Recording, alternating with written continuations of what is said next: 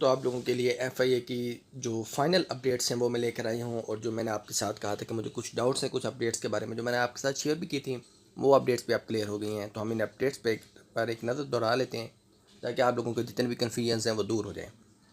तो पहले ही हम अपडेट की बात करते हैं कि आपका जो रिपोर्टिंग टाइम है वो 8 बजे होगा सुबह। ठीक है जी, जितना जल्दी पहुँचेंगे आपका अपना फ़ायदा होगा, लेकिन 8 बजे आपने वहाँ पर हाज़िरी देनी है। अब आपको वहाँ पर देखें डिग्रीज़ लेकर जाने की ज़रूरत नहीं है, सिर्फ फिज़िकल टेस्ट वाले दिन के लिए डिग्री की वेरिफिकेशन नहीं होगी, क्योंकि इस मरहले को सस्पेंड कर दिया गया है। वहाँ पर बहुत ज़्यादा कैंडिडेट्स होंगे, डिग्रीज़ के गुम होने का ख़तरा था, फिर डिग्रीज़ को वेरिफिकेशन में बड़ा टाइम लग जाना था। तो इसलिए इस मरहले को अभी डिले कर दिया गया है। आप फिज़िकल टेस्ट पास करेंगे, रिटन होगा, फिर इंटरव्यू में ही आपकी डिग्रीज़ वेरीफाई कर दी जाएंगी। अब आप लोगों को डिग्री लेकर जाने की ज़रूरत नहीं है। और मेरे ख्याल में ये बहुत अच्छी अपडेट है। सिर्फ फिज़िकल टेस्ट वाले दिन की बात कर रहा हूँ। तो आपने क्या क्या फिर लेके जाना होगा, आपने अपना ओरिजिनल CNAC और रोल नंबर स्लिप लेकर जानी है। बस ये 2 चीज़ें लेकर जानी है और बाकी चीज़ों से ना लेकर जाइएगा, क्योंकि फिज़िकल देना होगा तो आपको मसला बन सकता है।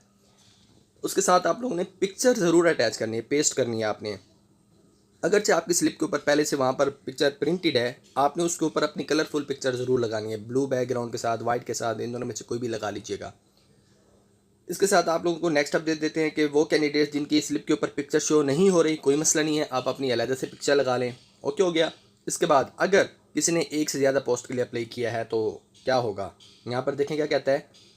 मिसाल के तौर पर सब इंस्पेक्टर के लिए भी अप्लाई किया है किसी ने, ASI के लिए भी, कांस्टेबल के लिए भी, कांस्टेबल ड्राइवर के लिए भी।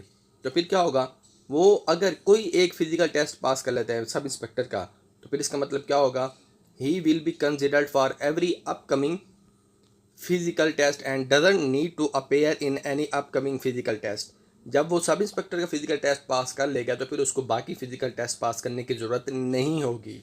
ये बात सुन ली आप लोगों ने। अब इससे भी अच्छी अपडेट आपको आगे मैं दे रहा हूँ, ये देखिएगा, बहुत अहम पॉइंट इस हटा।